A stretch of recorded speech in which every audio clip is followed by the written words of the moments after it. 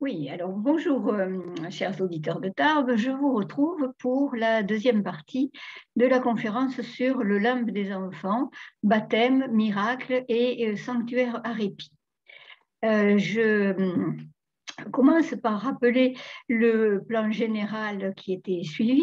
Je vous avais donc parlé du limbe des enfants en image et j'avais amorcé la seconde partie sur le baptême et en traitant la mortalité infantile, mais je vais donc reprendre au niveau de la sous-partie sur le pédobaptême, c'est-à-dire le baptême des enfants, hein, tout simplement, et non plus des adultes, qui nécessite souvent, à la place de ce nouveau baptême, à la place de ce baptême des enfants, on est obligé de faire un baptême dans l'urgence, qu'on appelle aussi un ondoiement. Et le rituel d'entrée dans la vie est extrêmement complexe puisqu'il comprend la dénomination, l'attribution d'un nom et également le parrainage, c'est-à-dire l'attribution de parrain et de marraine à l'enfant, ce qui fait l'ensemble de ces rites constitue une cérémonie à la fois religieuse, familiale, qui marque donc l'entrée du nouveau-né dans la vie. Alors enfin, la troisième partie est consacrée à l'enfant mort sans baptême, qui subit donc un sort très difficile, très néfaste. Il est en quelque sorte maudit, puisqu'on ne peut l'exclure, on ne peut l'enterrer dans le cimetière. L'enfant sans baptême est exclu du cimetière, ce qui conduit à élaborer, les parents et les familles, à élaborer des procédés de substitution pour pallier l'absence du baptême. Et lorsque ces procédés n'ont pas suffi ou n'ont pas été estimés suffisants, on fait confiance alors à la possibilité des résurrections miraculeuses qui se produisent en particulier dans les sanctuaires à répit.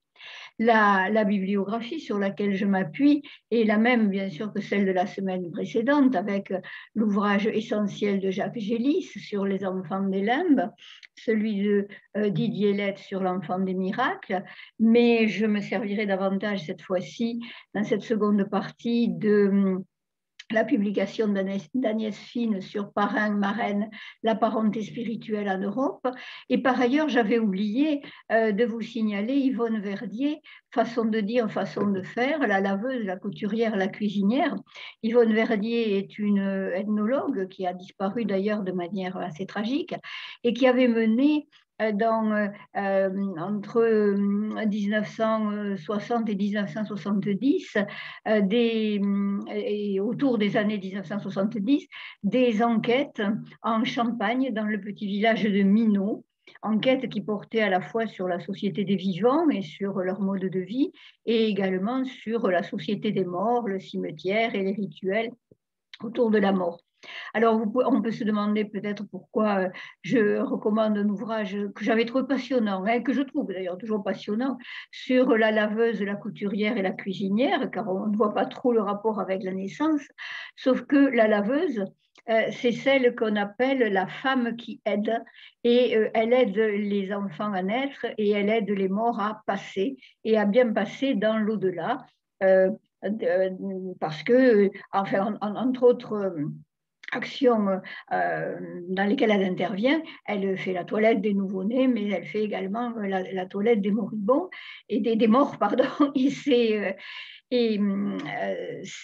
pratiques avaient encore cours dans le monde rural, dans lequel Yvonne Verdier en Champagne, dans lequel Yvonne Verdier fait ses enquêtes dans les années 1970. Et c'est tout à fait passionnant sur un mode de vie dont on a tendance à penser qu'il a désormais disparu, ce qui n'est peut-être pas tout à fait le cas. En tout cas, il s'est transformé. Les ouvrages sur lesquels je m'appuie, donc je montre à l'écran à nouveau les ouvrages sur lesquels je m'appuie, et j'y ai ajouté donc la couverture du livre d'Yvonne Verdier sur façon de dire, façon de faire. Alors, j'en arrive maintenant, je reprends, je reprends le cours, le fil de la parole au niveau de l'étude sur le pédobaptême, le baptême des enfants. Et je montre à nouveau ces tableaux que je vous avais présentés dans la première partie de la conférence et qui montre de manière absolument spectaculaire à quel point la mortalité infantile était importante, puisqu'il y a ici le portrait de la famille de Jean Guéritz dans les Pays-Bas en 1638, et sur les 16 enfants qu'a eu ce couple, eh bien 9 sont des morts-nés sont morts-nés ou morts dans la vraiment toute petite enfance, sauf l'un d'entre eux, peut-être qui est un peu plus grandé, et il ne leur reste donc que 2 enfants. Et cette fatalité était acceptée non sans douleur, comme en témoigne cet ex-voto du XVIIIe siècle, qui montre les petits-enfants morts-nés qui sont présentés en brochette, hein, il y en a 8, et les parents remercient la Vierge d'avoir laissé vivre malgré tout le 9e enfant. Alors, tout ceci nous rappelle donc la nécessité absolue d'un baptême le plus rapidement possible. Et dès le VIe siècle, on recommande le pédobaptême, c'est-à-dire le baptême vraiment des enfants, par opposition au baptême collectif des adultes au moment de leur conversion, dans les premiers temps du christianisme. Et on recommande aussi l'utilisation de l'aspersion d'eau, qui est beaucoup moins dangereuse pour la santé de l'enfant que l'immersion dans une eau baptismale, une immersion plonger vraiment un enfant fragile dans l'eau baptismale, c'était quand même prendre des risques. Et cette pratique du pédobaptême donc, se généralise à la fin du dans le courant des siècles, se généralise dans le courant du Moyen Âge. Et à la fin du Moyen Âge, on peut citer l'exemple de Charles VI, dont tous les enfants ont été le roi Charles VI, qui règne dans la seconde moitié du XIVe siècle, et dont tous les enfants ont été baptisés dès le lendemain de leur naissance. Alors, le rituel du baptême, lorsqu'il est complet, est un rituel assez complexe. D'abord, le baptême chrétien est administré dans l'église, c'est-à-dire dans un lieu sacré, et il est administré par le prêtre, qui est donc le dépositaire des sacrements et celui qui peut les administrer. Le baptême, comme je vous le disais, est complexe. Il y a tout d'abord les préparatifs sur lesquels je passe rapidement, l'accueil de l'enfant aux portes de l'église, le prêtre faisant une croix sur son front.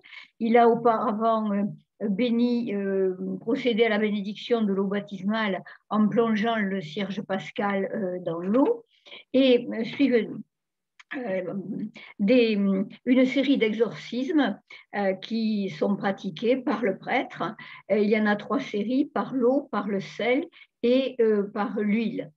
Ces exorcismes s'accompagnent de différentes bénédictions, de l'imposition des mains sur la poitrine de l'enfant.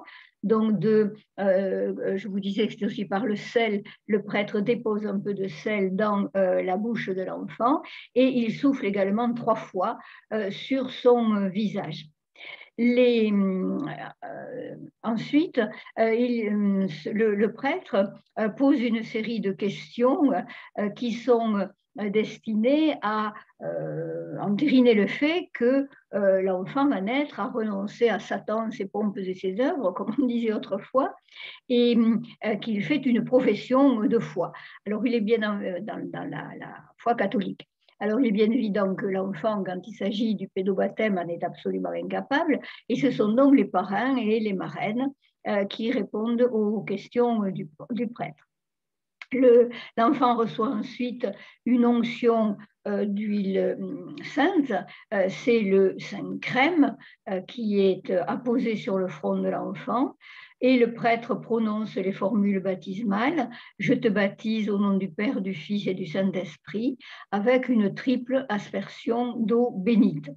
Enfin, l'enfant est revêtu, alors il est revêtu à l'avance, de vêtements blancs qui sont les vêtements des néophytes, et le prêtre fait don d'un cierge qui est le cierge du baptême et qui est conservé dans les familles et qui a été allumé à la flamme du cierge pascal.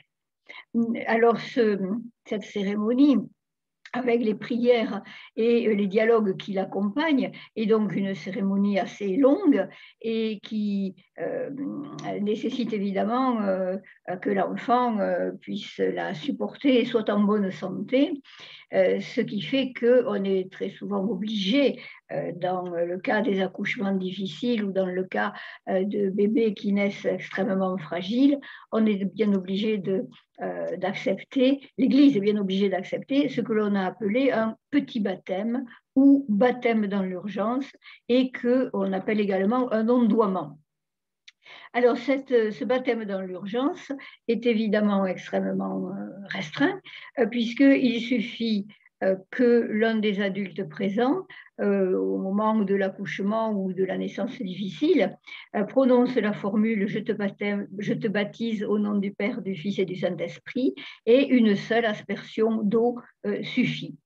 L'urgence a été estimée telle, et on en trouve la preuve dans les statuts synodaux, que en fait n'importe qui peut baptiser, même à la limite les parents, quoique ça ne soit pas, même la mère, quoique ça ne soit pas du tout recommandé, puisqu'elle est déjà liée à son enfant par des liens charnels, et qu'en le baptisant, elle pourrait devenir sa marraine, ce qui complique les relations.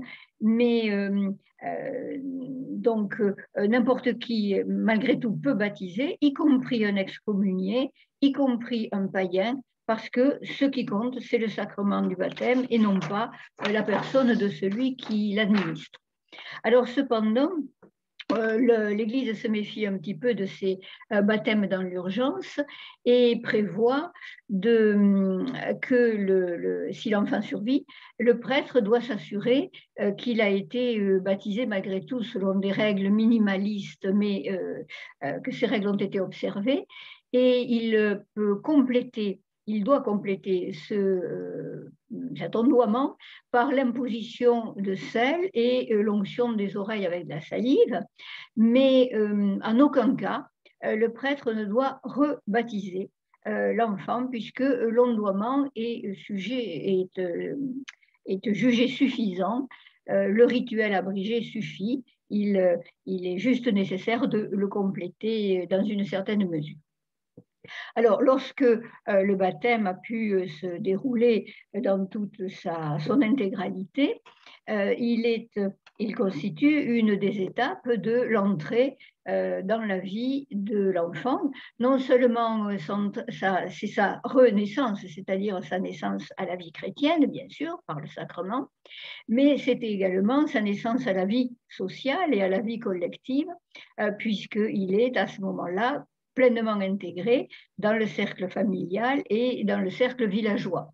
Et cela rappelle les rites de passage qui ont été donc étudiés autrefois, je vous en avais parlé, par Arnold van Gennep, et la cérémonie du baptême fait partie de cette phase qu'on appelle l'agrégation, puisque l'enfant est intégré dans la communauté. Alors, il est intégré, notamment parce qu'au moment du baptême, il reçoit son nom, et le nom est quelque chose d'absolument essentiel, puisqu'il désigne l'individu et il lui donne son identité, en particulier son identité sexuelle. Alors, c'est le père qui choisit le nom, en principe, c'est le père qui choisit le nom, mais c'est le parrain qui nomme l'enfant à haute voix. Alors, l'autre aspect de la cérémonie du baptême, c'est évidemment le choix et la présence des parrains et des marraines. Les parrains et les marraines de l'enfant vont former ce qu'on a appelé la parenté spirituelle, et là, je renvoie aux travaux d'Agnès Fine que je vous ai recommandés. Le rôle des parrains et des marraines, et c'est d'ailleurs au fond un des seuls rôle qui leur reste de nos jours, c'est d'être des parents de substitution. C'est-à-dire qu'on pense que si les parents viennent à mourir, eh bien, les parrains et les marraines se chargeront de l'enfant. Ils doivent donc intervenir en cas de mort des parents charnels. Mais Ils ont aussi une autre fonction qui a été analysée par les ethnologues, qui consiste à participer à la marche vers l'état adulte et à la pleine identité, à la pleine identité de l'enfant devenu un adulte. C'est ce que les anthropologues ont appelé refaire l'enfant. Les parrains et les marraines accompagnent donc l'enfant lors des différentes étapes essentielles de son évolution vers l'état adulte. Ils l'accompagnent donc au moment de ce qu'on appelle l'âge de raison, vers 7 ans. Il l'accompagne au moment de la première communion, il l'accompagne lors de la puberté, il l'accompagne aussi jusqu'au mariage. Et cet accompagnement se fait par l'octroi de cadeaux, des cadeaux qui ont une signification très importante dans ce façonnage de l'identité de l'individu. On sait que les parrains et les marraines donnent des hochets, ils donnent également à l'enfant la timbale du baptême. Et alors, contrairement à ce que l'on croit volontiers, la timbale, ça n'est pas tellement pour aider à l'usage des mains et de porter la timbale à sa bouche, de maîtriser en somme un certain nombre de gestes liés à l'alimentation. Mais Jordan Charuty l'a démontré dans un très bel article qui est intitulé « Le fil de la parole ». La timbale, en fait, ça renvoie au timbre. Le timbre, c'est-à-dire ce qui est sonore, et la timbale, donc ce qui sonne, ce qui résonne, comme les cloches, par exemple, que j'ai oublié de mentionner au moment du baptême. Mais la timbale, ça doit en fait symboliquement, aider l'enfant à maîtriser la parole et à maîtriser les sons et surtout à maîtriser donc la parole articulée. En effet, Jordan fait observer que dans les villages, le simple d'esprit, c'est souvent quelqu'un qui n'arrive pas à s'exprimer correctement, qui balbutie, voire qui bégaye. Et donc, on estime que c'est un individu qui n'est pas achevé. Et la timbale que l'on offre au bébé est destinée, suivant les idées, la démonstration de Jordan Charuty, à acquérir la maîtrise de la parole. Il y a d'autre part des cadeaux qui accompagnent la marche, bien sûr, la maîtrise de la marche, des vêtements qui contribuent à fabriquer une identité sexuelle. Par exemple, c'est aux garçons que l'on offre, les parrains et les marraines offrent leur première culotte quand ils passent à un système vestimentaire masculin. Et pour les filles, c'est souvent le ton de bijoux, en particulier les boucles d'oreilles. Ces boucles d'oreilles qui exigent qu'on perce le lobe des oreilles et qu'on fasse donc couler du sang, un sang qui est la préfiguration du sang virginal que perdront ces jeunes filles lors de la nuit de noces, si l'on suit du moins toutes les étapes réglementaires qui sont prévues dans l'ancien temps. Alors, les parrains et les marraines forment donc forment autour de l'enfant une parenté spirituelle qui a un rôle absolument essentiel. Et ce rôle est tellement essentiel que les relations entre eux sont gouvernées par des interdits sexuels. C'est-à-dire que non seulement les parrains ne peuvent pas avoir de relations sexuelles avec, bien sûr, leur filleule, ni les marraines avec leurs fillettes, mais les parrains et les marraines entre eux font l'objet également d'interdits sexuels qui sont très rappelés par les statuts synodaux et qui sont en principe très, très observés. Ce qui fait que, par contre-coup, l'Église a quand même tendance à limiter les parrains et le nombre des parrains et des marraines que les parents multiplieraient volontiers, puisque multiplier le nombre des parrains et des marraines, ça multiplie les interdictions et les impossibilités de mariage à l'intérieur donc de la communauté. Les relations entre les parrains et les filleuls, les marraines et les filleuls, enfin, et vice-versa, d'une manière générale, les parrains et leurs filleuls, masculin ou féminin, le lien qui est établi entre eux est un lien extrêmement fort, non seulement dans la vie, comme viennent de, j'espère vous l'avoir montré, mais par-delà la mort, puisque leur entraide se poursuit dans l'au-delà. Et cela, une fois de plus, ce sont les anthropologues qui l'ont montré en travaillant sur les récits oraux ou écrits qu'ils ont recueillis et dans des enquêtes qui ont porté sur donc, soit des récits du XVIIIe, du XIXe siècle, et même dans des enquêtes orales du XXe siècle. Alors, par exemple, Agnès Fine rapporte l'histoire d'un conte breton qui s'appelle « Le brigand et son filleul ». Alors, dans ce conte, un père, mais qui est très pauvre, qui est chargé de famille, se désespère parce qu'il ne trouve pas de parrain pour son nouveau-né. Sa position sociale n'est pas suffisante pour que ça soit honorable de devenir son. Enfin, en tout cas, il n'en trouve pas. Et il arrête un homme qui passe son chemin et cet homme se propose pour être parrain et donc le baptême a lieu. Mais par la suite, on apprend que ce passant était en fait un brigand de très mauvaise vie. L'enfant meurt malheureusement 8 jours après son baptême. Il monte aux cieux, puisqu'il en a la possibilité, ayant été baptisé. Mais là, il s'assied à la porte du paradis et il refuse absolument d'entrer sans qu'il ait la garantie que son parrain aura la possibilité de faire de même. C'est un homme de mauvaise vie. Alors ça pose un grave problème intellectuel à Saint-Pierre, qui ne sait trop comment résoudre cette difficulté et qui finit par donner à l'enfant une fiole pour que le parrain la remplisse avec les larmes de son repentir, ce qui lui garantira ensuite l'accès dans les cieux, et le conte se termine d'une manière heureuse. Alors tout ceci nous conduit à examiner le sort terrible de l'enfant qui meurt sans baptême, et j'aborde ainsi la troisième partie de mon exposé.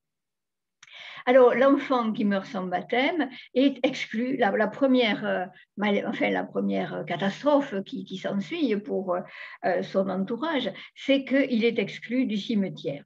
En effet, le cimetière est sacralisé par différents procédés de consécration, et par l'évêque d'ailleurs, et donc les non-chrétiens en sont exclus dès la période carolingienne et d'une manière absolument impérative à partir du XIe siècle. La situation lorsqu'il y a des accouchements difficiles ou dramatiques est donc pas commode à trancher.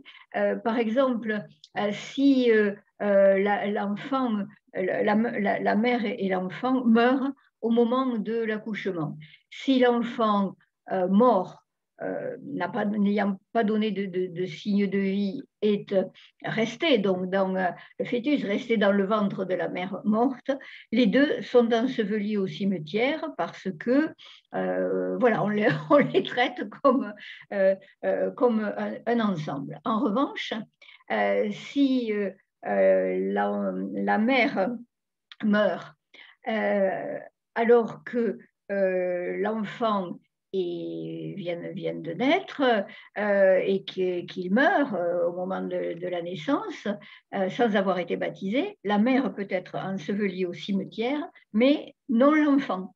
Il n'a pas droit à la terre consacrée. Si bien que dans certains cas, et toutes ces précisions sont tirées des statuts synodaux à partir du XIIIe siècle, dans certains cas, lorsque la mère vient de mourir et qu'on s'est quand même assuré qu'elle était vraiment morte, on pratique une césarienne post-mortem, on l'incise, comme disaient les textes, pour extraire de son ventre un enfant peut-être vivant et qu'on va donc peut-être pouvoir baptiser. Alors, cette exclusion des enfants non baptisés du cimetière est très difficile à vivre pour les familles et pour les parents, ce qui fait qu'on est obligé d'ensevelir les enfants dans une petite caisse de bois et dans un coin, alors dans des fossés autour du cimetière, dans des niches de la roche, comme l'a montré Jacques Gélis, dans des grottes aussi, qui peut-être rappellent vaguement aux parents reprend l'idée du limbe des enfants. Et cette exclusion s'est quand même un petit peu adoucie à partir de la période moderne, après le Concile de Trente, où on a autorisé les curés à inhumer les enfants dans un coin non consacré du cimetière. Alors, cette exclusion provoque évidemment d'autres types de malédictions, si je puis dire, puisque ces enfants morts-nés sont de mauvais morts, enfin morts-nés ou morts sans baptême, sont de mauvais morts qui font partie des revenants. Et les enquêtes qui ont été menées en Pologne, alors je passe à la diapositive suivante, mais j'ai tort de le faire, nous sommes par anticipation, parce que dans cette partie sur les enfants revenants, je vais surtout m'appuyer sur des récits et non pas tellement sur des images, puisqu'on n'a pas tellement réussi à capter la photographie des enfants revenants. En revanche, ils sont très présents dans les enquêtes ou dans les contes. Par exemple, une enquête qui a été menée en Pologne, une enquête qui a été menée au XXe siècle, hein, donc au siècle dernier, c'est quand même pas si vieux que ça, a montré que sur des centaines et centaines de récits de revenants, et sur si on comptabilise les revenants, les fantômes qui apparaissent, eh bien 37% sont des enfants morts sans baptême. Les contes abondent. Dans un article très intéressant de Nicole Belmont, qui a paru dans la revue Le Monde alpin et rhodanien en 1992, Nicole Belmont rapporte plusieurs récits et plusieurs contes qui circulent dans des régions différentes. Alors, par exemple, dans un petit village des Alpes qui s'appelle Valezan, les paysans, lorsqu'ils montent un petit peu dans la montagne, voient des petits-enfants qui sautillent d'une gouillée à une autre gouillée. Alors, gouillée, c'est une flaque d'eau. Donc, ils sautillent d'une flaque d'eau à une autre, et puis ils disparaissent. Dans les contes du Nord, les enfants morts-nés sont condamnés à rester auprès d'une grande mare, et ils sont armés de baguettes blanches, et avec ces baguettes, ils battent l'eau pour essayer de la jeter sur leur tête, et donc pour essayer de se baptiser après la mort. Hein. Donc c'est un baptême post-mortem. Ces récits témoignent effectivement de l'angoisse, hein, et que c'était pour les communautés paysannes une véritable dilemme, hein, qui leur a été posé. Il fallait absolument que les enfants eux-mêmes, les enfants morts réclamaient le baptême. Alors, si bien qu'on a imaginé toutes sortes de procédés de substitution qui étaient destinés à pallier l'absence de baptême. Alors, il y a par exemple le baptême sous condition, quand on ne sait pas trop, quand la sage-femme, quand même le curé, enfin la personne qui est présente au moment où naît un enfant mort en apparence. Le baptême sous condition, c'est « si tu es vivant, je te baptise au nom du Fils », etc. On considère aussi que la femme enceinte qui a reçu l'Eucharistie pendant sa grossesse, eh bien l'enfant au fond est tellement sanctifié par le sacrement qu'on peut peut-être estimer qu'il n'a pas tellement besoin de baptême si c'est un mort-né. Ça, on trouve cette indication dans les textes de l'abbé Thiers au XVIIe siècle. Parfois, alors, l'Église autorise même à baptiser dans le ventre maternel, pendant la grossesse, donc, et avant l'accouchement, en utilisant des canules à baptême qui sont encore utilisées au XIXe siècle. Hein, c'est encore toléré au XIXe siècle. Alors, il existe également d'autres procédés plus ou moins acceptés ou tolérés par l'Église. Par exemple, en Galice, donc dans les régions du nord du Portugal et de l'ouest de l'Espagne, en Galice, une région montagneuse, hein, on pratique ce qu'on appelle le baptême sur le pont. et qui a été pratiqué jusqu'au XXe siècle. Et il y a eu des enquêtes des ethnologues, donc ça a été pratiqué dans de nombreuses localités, il y a au moins une quarantaine de localités qui ont été repérées. Alors, ça consiste à se livrer à la démarche suivante. Il faut d'abord qu'on ait un pont avec une croix, si possible, une bonne grosse croix de pierre de chemin. Alors, un peu avant minuit, la femme enceinte, accompagnée des gens de sa famille et de son village, arrive sur le pont avec un panier de victuailles. Dans ce panier, il y a également du sel, mais qu'on retrouve, vous savez, dans le rituel du baptême, comme je vous l'avais dit. Il y a aussi une coquille Saint-Jacques, puisque tant qu'à faire, on est en Galice et tout proche du pèlerinage de Saint-Jacques de Compostelle. Et il y a également de l'eau bénite et la femme porte une lanterne allumée. Alors, la première personne qui passe sur le pont, donc à minuit, devient le parrain du futur enfant. Ce parrain dit le credo en versant de l'eau bénite sur le ventre de la femme et il procède à un baptême de substitution. Si tu es un homme, je t'appelle et il lui donne un nom. Si tu es une femme, je t'appelle et il lui donne un autre nom. Ensuite, les assistants avec le parrain ou la marraine qui s'est présenté. Et on imagine que dans un cas, on a quand même prévu qui passerait à minuit sur le pont en question. Donc ensuite, les assistants participent à un repas et on jette soigneusement les restes de ce repas dans l'eau qui coule sous le pont. Voilà, donc c'est un des rites qui était pratiqué en Galice et jusqu'à une période tout à fait récente. Alors, autre possibilité à laquelle j'ai déjà d'ailleurs fait allusion, c'est le baptême post-mortem. On en trouve aussi dans les récits recueillis par les ethnologues, par les historiens. Par exemple, dans l'Angleterre du XIIIe siècle, un homme qui s'appelle Richard Runtre aperçoit, il est parti en pèlerinage à Saint-Jacques de Compostelle, justement, et il aperçoit la nuit, alors qu'il marche de nuit, il aperçoit une troupe de morts, comme vous le savez, c'est assez fréquent, nous avions parlé de ces revenants qui se déplacent en groupe. Parmi ces morts, il y a un nouveau-né qui roule à ses pieds et qui est enveloppé dans un bas.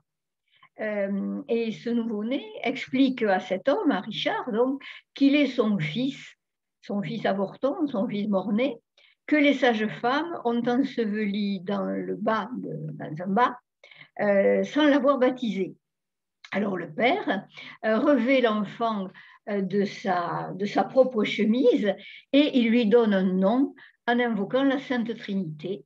Aussitôt, alors cette pratique sert de substitut au baptême, et aussitôt l'enfant se redresse joyeux et on comprend qu'il va rejoindre le monde des cieux. Alors, autre histoire d'enfants revenant. Vous voyez, je vous montre peu d'images, mais je raconte beaucoup d'histoires. Dans le Puy-de-Dôme, et on trouve cette histoire dans l'article de Nicole Belmont auquel je faisais allusion, un vigneron à l'aube part travailler dans ses vignes et il se retrouve entouré d'une multitude de petits-enfants qui sont habillés de blanc. Et ils sont vraiment tout petits. Ils sont plus petits que les enfants de naissance. Donc, ce sont des fœtus, enfin, plus petits que des enfants de naissance. Et il crie « Ce n'est pas le tien, c'est le mien ». Et leur dispute porte sur le fait que tous veulent avoir le vigneron pour parrain, donc ce n'est pas le tien, c'est le mien. Alors le vigneron réagit à une très très bonne réaction et il se penche vers le ruisseau qui coule au bas de sa vigne, il prend de l'eau dans le ruisseau, il asperge tous les enfants et il leur dit « Je suis votre parrain ». Et le conte se termine en disant que c'était des petits-enfants qui sortaient chaque nuit du limbe des enfants pour essayer de trouver un parrain et d'être baptisés post-mortem. Voilà, alors lorsque tous ces procédés de substitution ne réussissent pas ou ne sont pas estimés suffisants, il reste à placer son espoir dans les résurrections miraculeuses. Les résurrections miraculeuses, elles ont lieu, et nous en arrivons au système dont je vous parlais au début, qui s'appelle le répit. Elles ont lieu pour donner un temps de répit pendant lequel l'enfant revit, qui permettra la suscitation de l'enfant, c'est-à-dire il reprend vie de manière tout à fait momentanée, le temps de lui administrer le baptême. Alors, cette idée du répit, qui connaît un très très grand succès à la période moderne, au XVIe, XVIIe, XVIIIe siècle, est en fait beaucoup plus ancienne, et on trouve des récits isolés dès les premiers siècles du christianisme, par exemple dans les œuvres de saint Augustin ou encore dans celles de Grégoire de Tours au VIe siècle, on atteste de résurrection de bébés. Alors, je vous en raconte une. En 528, à l'abbaye bénédictine du Mont Gassin, en Italie, un jardinier se présente pour montrer aux moines de l'abbaye le corps de son enfant qui vient de naître et qui est mort et qu'il porte dans ses bras. Il implore le saint de la communauté, enfin celui qui a une réputation de sainteté, Benoît, de lui rendre vie. Et donc là, l'homme de Dieu n'est pas là pour l'instant, mais il revient. Et voilà ce que dit le texte. L'homme de Dieu fléchit les genoux et se pencha sur le petit cadavre en posant sa joue sur le mort pour lui rendre la vie à la manière des prophètes Élie et Élisée. Puis, s'étant redressé, il pria et à peine avait-il terminé que le corps de l'enfant frémit et revint à la vie, donc on peut le baptiser. Alors, dans les récits de miracles du saint, on trouve beaucoup de postérieurs, au XIIe, au XIIIe siècle, on trouve beaucoup de textes qui évoquent cette résurrection momentanée. Et par exemple, ce que je ne savais pas, en retravaillant pour vous cette thématique que j'avais étudiée autrefois, j'ai vu dans l'ouvrage de Jacques Gélis que Jeanne d'Arc avait été, au XVe siècle donc, avait été sollicitée à plusieurs reprises à cause de sa réputation de pureté, hein, à partir du moment où on entre un peu dans le cadre de sa vie publique et où on commence à connaître son rôle. Donc, elle avait été très souvent sollicitée pour être marraine et elle a accepté à plusieurs reprises de porter des enfants sur les fonts baptismaux. Et elle est interrogée à ce sujet dans son procès, naturellement, hein, pour la mettre en faute, hein, mais elle se défend habilement. Et ces juges l'interrogent sur la résurrection qu'on lui a attribuée d'un enfant mort-né à Lagny. Et cet épisode aurait eu lieu en 1430 après le sacre royal. Alors cet enfant était mort depuis 3 jours et il était déjà en putréfaction puisqu'il était noir comme sa côte, dit le texte du procès. Mais Jeanne d'Arc va donc sollicitée par les femmes de Lagny, va au sanctuaire de Notre-Dame des Ardents et elle prie. Et l'enfant se met à bâiller 3 fois et il reprend couleur et puis on le baptise rapidement et il meurt. Mais Jeanne d'Arc répond très, très habilement sans s'attribuer vraiment la paternité, si je puis dire, de ce miracle et elle évite le piège que lui tendaient ces juges. Alors, dans certains de ces recueils de miracles de saints, on voit à la fin du Moyen-Âge, à partir du XIVe et XVe siècle, augmenter la proportion des miracles qui portent sur les enfants morts-nés ou morts peu après la naissance, et donc sur la question des répits. Plusieurs saints sont... Enfin, dans les recueils de miracles, on signale par exemple les miracles de Pierre de Luxembourg au XIVe siècle, qui était enterré dans le cimetière d'Avignon avec une réputation de sainteté. Mais l'un des sanctuaires les plus anciens, où on est en train de passer, si vous voulez, du répit individuel à vraiment une sorte de début de spécialisation du sanctuaire, c'est en Dauphiné, à Vienne, une sainte, une femme qui est morte en réputation de sainteté, qui s'appelle Philippa de Chantemilan. Ce dossier a été étudié par Pierrette Paravi. Alors, Philippa de Chantemilan avait été avait servi la sœur de l'archevêque de Vienne, et elle meurt donc auréolée de vertu et entourée d'une réputation de sainteté, et elle est ensevelie dans le cloître de Saint-Maurice à Vienne. Et sur son tombeau, elle est morte de la peste en 1451, donc là c'est un sanctuaire qui est chronologiquement bien documenté. Excusez-moi. Et 56 miracles ont été enregistrés. Un tiers des miracles donc, portent sur des résurrections d'enfants morts-nés. Donc on voit vraiment s'amorcer la spécialisation du sanctuaire, et qui est actif jusque dans les années 1400, donc 1451 jusqu'à pendant une dizaine d'années, hein, un peu plus, une quinzaine d'années. Ça diminue vraiment à partir de 1480, on n'en parle pratiquement plus. C'est très fréquent, hein, on sait que la vie des sanctuaires est une vie en forme de, si je puis dire, enfin l'activité des sanctuaires est une activité sinusoïdale. Hein. Il y a des périodes d'explosion, de miracles et d'enregistrement de miracles, et puis le sanctuaire, les miracles se raréfient et le sanctuaire entre en sommeil, si on peut dire. Alors, le rayonnement du sanctuaire de Vienne, là, de Philippa de Chantemilan, est d'environ 60 km. Donc, on lui porte des enfants dans un rayon de 60 km à peu près, et on laisse évidemment des ex-voto, alors des ex-voto de cire ou des ex-voto métalliques. Ce qui est très répandu dans le système des ex-voto, dans la pratique des ex-voto, c'est de déposer une statuette, ou bien en cire, ou bien le poids de l'enfant ressuscité en cire. Alors, cette spécialisation des sanctuaires nous conduit à ce début de spécialisation nous conduit à nous intéresser au sanctuaire à répit, dont l'activité principale, c'est la résurrection des enfants morts sans baptême. Alors, dans ce sanctuaire à répit, dont je vais vous détailler le mécanisme, on invoque évidemment des saints et des saintes dont vous avez déjà nécessairement entendu parler, la Vierge, qui est déjà invoquée lors de la grossesse, comme je l'avais dit dans la première partie de la conférence, mais les sanctuaires dédiés à la Vierge sont un certain nombre de sanctuaires, deviennent des sanctuaires à répit.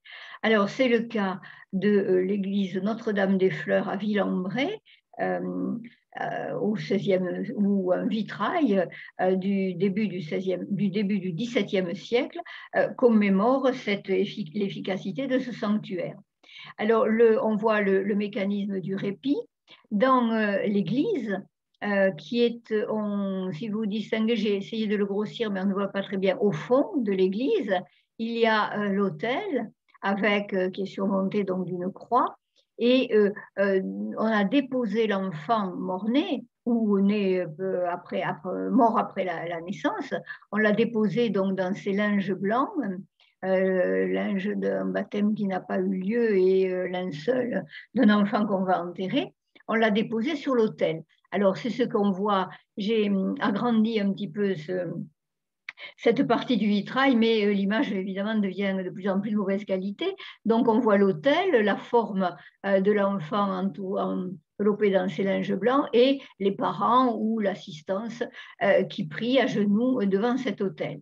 Alors, le répit a lieu, la Vierge accorde sa grâce, et la marraine tient ici à l'avant, au premier plan du vitrail, la marraine tient l'enfant dans ses bras, le curé est en train, l'enfant ressuscité, donc le curé est en train de le baptiser, et la légende qui est au bas le cartouche qui est au bas du vitrail dit « La Vierge rend au jour par son pouvoir suprême des enfants que l'on porte ensuite au saint baptême ».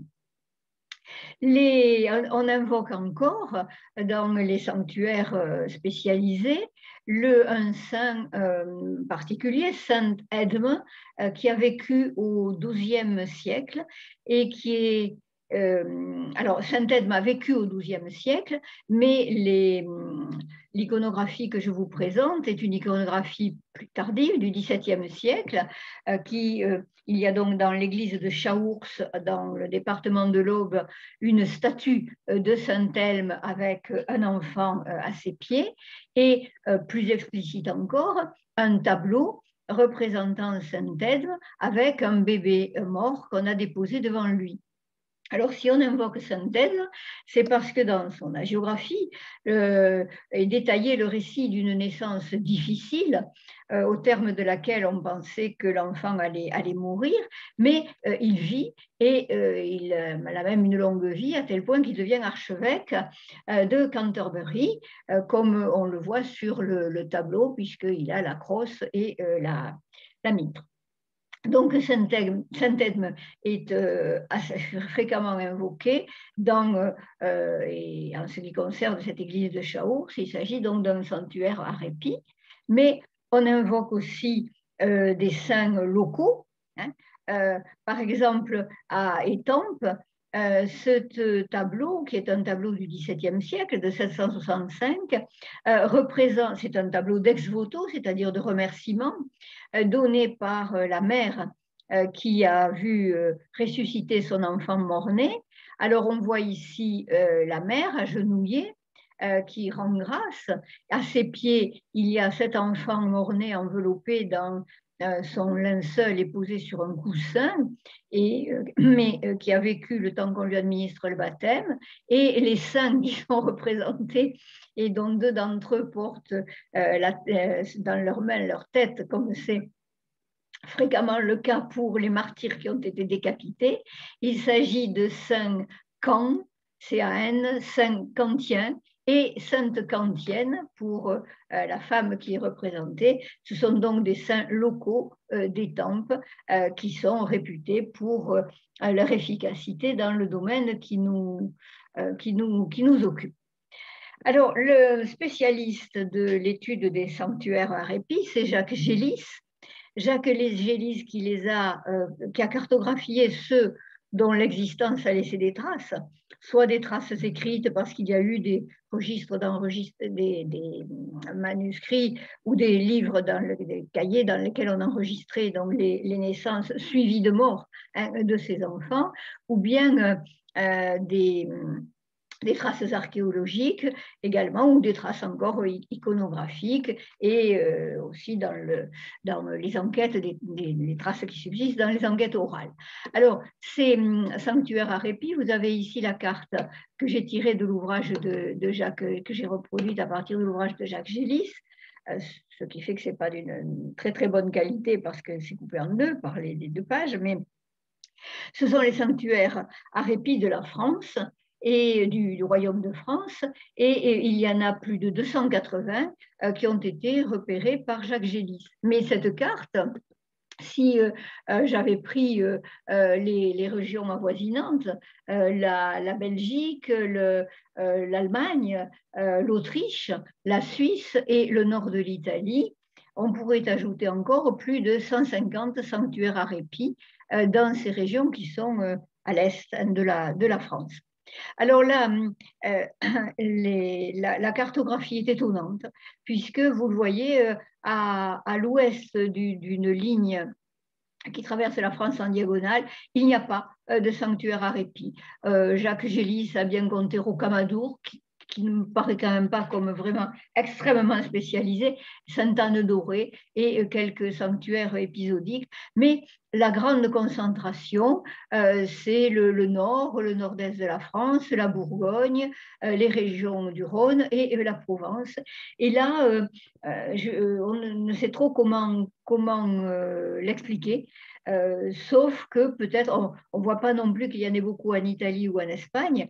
Et peut-être l'explication faut-il se tourner du côté de ces procédés de substitution, comme en Espagne le baptême sur le pont, qui étaient peut-être jugés suffisamment efficaces pour que ces sanctuaires à répit n'aient pas poussé comme des champignons, ce qui a été le cas dans des régions plus à l'est. Alors le phénomène est bien connu. Et les principales étapes sont détaillées par les récits qui ont été recueillis et dont je n'ai guère trouvé qu'une illustration dans cette scène de répit qui est un tableau du XVIIIe siècle se trouvant dans l'une des chapelles de l'Italie du Nord. Donc il y en avait quand même quelques-uns en Italie, mais dans le nord de l'Italie, où on a représenté une scène de répit dont je vais vous indiquer les différents détails. Alors évidemment, la première constatation, c'est celle de la mort de l'enfant au moment de la naissance ou peu après sa naissance, ou après qu'on ait incisé la mère, comme je vous l'ai dit. Si la mère survit, eh bien, elle fait rapidement un vœu en s'adressant à la Vierge ou un des saints efficaces qui sont les patrons donc, dans des sanctuaires à répit. Parfois, c'est la mère qui fait le vœu. Parfois, c'est un proche, le père, ou bien ceux qui avaient été sollicités, ou bien la sage-femme, hein, dont je n'ai pas assez insisté sur le rôle des sages-femmes dans ce domaine, puisque c'est elle qui préside au fond au premier diagnostic hein, en ce qui concerne l'enfant qui vient de naître, et elle décide s'il est, puis il y a des cas de mort apparente aussi, hein, s'il est vraiment mort, si on peut quand même essayer de le baptiser en étant un petit peu en marge de ce qu'il faudrait faire. Et donc, ça peut être la sage-femme qui fait le vœu. Et quelquefois, ce qui est surprenant pour nos sensibilités contemporaines, alors même que la mort de l'enfant a été constatée au point qu'on l'a enseveli déjà de manière rapide, certes, et superficielle, dans un fossé, dans un coin donc consacré du cimetière ou ailleurs, eh bien, on peut aller jusqu'à déterrer l'enfant, et on a plusieurs récits qui sont assez éprouvants pour les sensibilités du père, par exemple, qui va déterrer un enfant qui est enterré depuis 3 jours, voire depuis 8 jours, une semaine, et qui le porte dans un sanctuaire à répit. Alors le transport, ce n'est pas la mère en général, c'est le père ou la coucheuse. Il y a d'ailleurs des femmes qui se spécialisent un petit peu dans cette fonction, et on transporte l'enfant jusqu'au sanctuaire le plus proche, mais ça peut être parfois à 20 km. Et ce voyage est toujours décrit comme dangereux, pénible, difficile. Arrivé au sanctuaire, on dépose l'enfant sur l'autel devant, alors ça on peut commencer à le voir ici, on dépose l'enfant donc sur l'autel, là l'enfant est ici, on le dépose devant, et puis on le voyait dans le vitrail que je vous ai montré précédemment, on le dépose devant la statue de la Vierge ou devant la statue du Saint efficace, et commence une longue veillée de prières, où s'il y a un membre du clergé, il récite des litanies, sinon les proches et ceux qui ont accompagné, ou bien quelquefois des gens qui vivent dans l'entourage du sanctuaire participent à cette veillée de prière avec des chandelles, des cierges allumés, et on guette les signes de la résurrection. Alors, les signes de la résurrection de l'enfant, que je vais vous indiquer ensuite, qui sont soigneusement répertoriés au XVIIe siècle, se concentrent autour des changements éventuels de couleur, des joues en particulier, sur l'apparition de sueur, sur l'apparition de l'écoulement de liquide, des larmes dans les yeux, du sang, de l'urine, et on piste évidemment avec beaucoup d'intérêt les éventuels mouvements que peut faire l'enfant. Il a ouvert une paupière, il a battu des cils, la main a tremblé, etc. Et tous ces signes qui sont, on le sait bien désormais et depuis longtemps, qui sont les conséquences du début de la décomposition du corps, sont interprétés comme des signes de vie et rapidement. Donc, le prêtre, s'il est là, ou l'ermite du sanctuaire, baptise l'enfant. Alors, on voit le prêtre là en train de baptiser, et ici, à l'arrière-plan, est-ce la mère qui a les bras levés? Ce serait étonnant, hein, parce que en général, bon, enfin, en tout cas, dans le cas des enfants qui meurent au moment des couches, la mère n'a pas la possibilité d'être là au sanctuaire. Alors, on ne sait pas, hein, le tableau ne l'explique pas, mais c'est cet entourage d'hommes et de femmes qui a accompagné l'enfant, participé à la veillée de prière et qui se réjouit de la suscitation de l'enfant. Alors, dans le sanctuaire dont je vais vous montrer la photographie de Notre-Dame de Beauvoir à Moustier-Sainte-Marie, la documentation est extrêmement abondante et le curé Félix a non seulement on a tenu des registres où on a regroupé le nom des enfants qui sont portés au sanctuaire, et qui revivent et qui ensuite sont morts et enterrés, et le curé Félix a fait la liste des signes de suscitation de l'enfant. Alors il a changé, vous voyez sa pâle couleur par 3 ou 4 fois, une couleur vive et vermeille, il a sué, je vous laisserai lire le détail tranquillement. Il a ouvert l'œil droit, il a fait une larme, il a écoulé de la salive, il a fait du sang beau et vermeil du nombril. Voilà, on a vu une goutte de sang grosse comme un grain de chapelet. Il a fermé la bouche, il a avancé la langue, il a secoué la tête, il a remué visiblement, il a plié le bras droit, il a plié les droits, etc. Il a son petit ventre enflé, donc on reconnaît bien les signes de la décomposition. Voilà. Et il y a eu des palpitations. Alors, ces signes sont donc jugés, ces symptômes sont jugés suffisants pour baptiser l'enfant.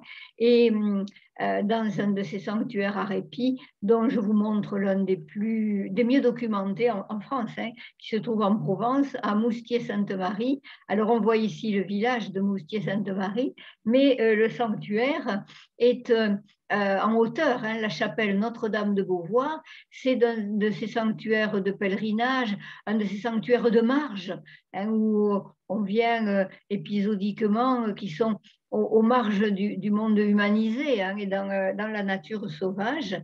Et c'était là un sanctuaire spécialisé. Alors on voit ici d'un petit peu plus près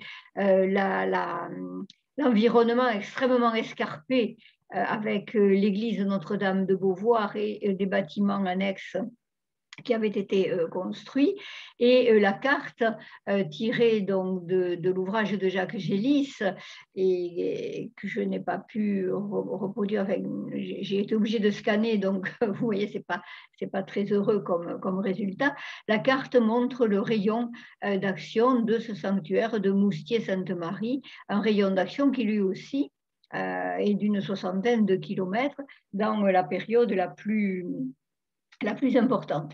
Cette période la plus importante, c'est le XVIIe siècle, puisque on a recensé à Notre-Dame de Beauvoir 361 cas de répit entre 1640 et 1670, et ils sont donc fort bien documentés. Alors, le succès donc de ces sanctuaires à répit était très grand.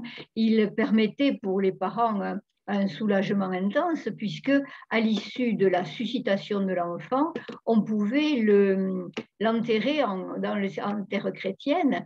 Et on voit ici, alors là, il s'agit d'un sanctuaire qui est en Suisse, et non pas, ce n'est pas Notre-Dame de Beauvoir à Moustier-Sainte-Marie, où des fouilles ont pu être faites. Alors c'est assez rarement le cas, parce que beaucoup de ces sanctuaires à répit ont été détruits, soit par les protestants, soit ensuite parce qu'ils sont tombés dans l'oubli. Voilà. Et il est rare qu'on puisse opérer des fouilles. Alors, ça a été le cas donc à Oberburen.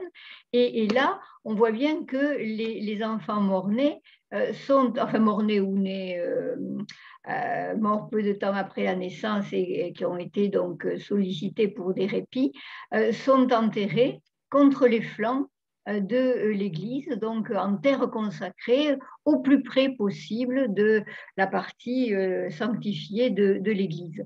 Et les fouilles ont montré que ces sépultures, en abondance aussi, dans ce sanctuaire-là, ces sépultures d'enfants étaient, c'est difficile à fouiller parce que ce sont des accumulations d'excavations dans lesquelles on a enfoui des tout petits enfants et sur plusieurs couches. Hein, donc, ce sont des cimetières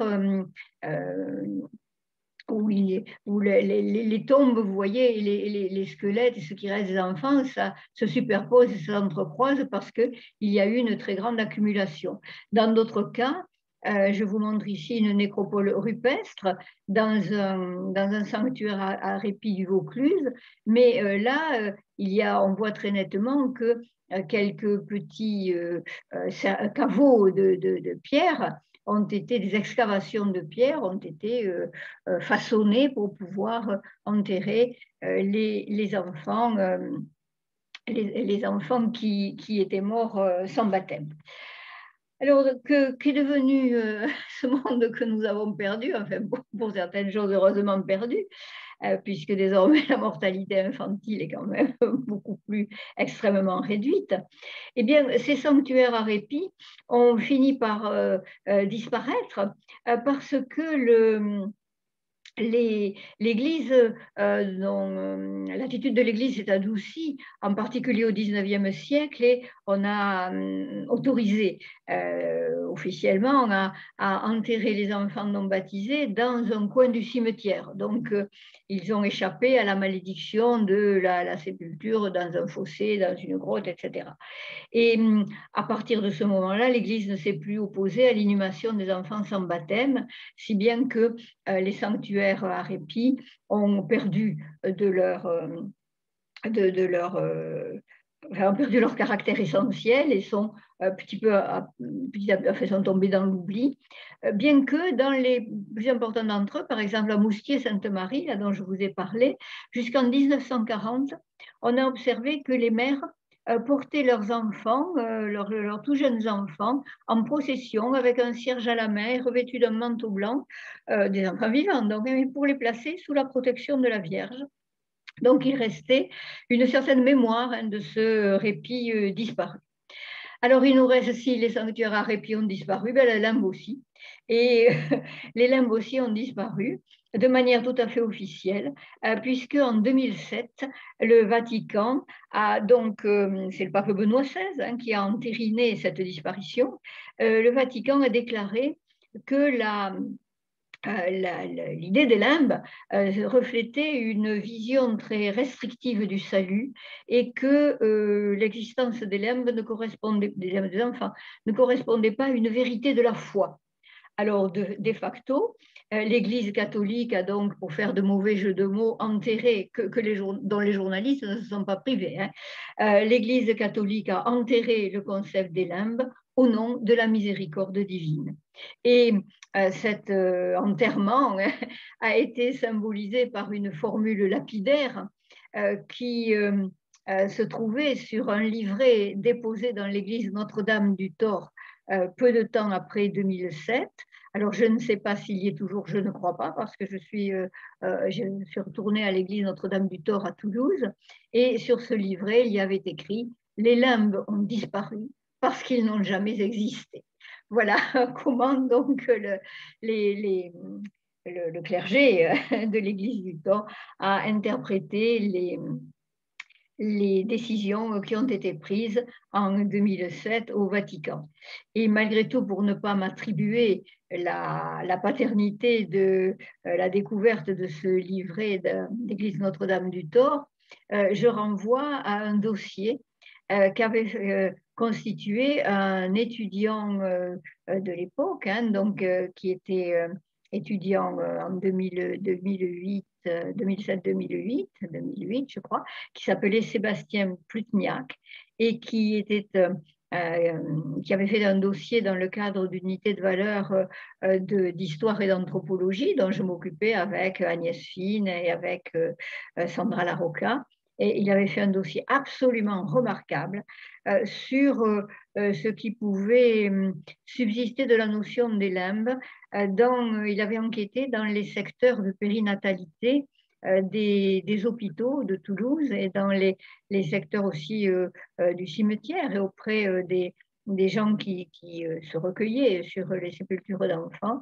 Et c'est lui qui avait qui avait remarqué l'existence de ce livret déposé dans l'église Notre-Dame du Thor. Les limbes ont disparu parce qu'ils n'ont jamais existé. Et ce sera la phase de conclusion. Voilà, je vous remercie.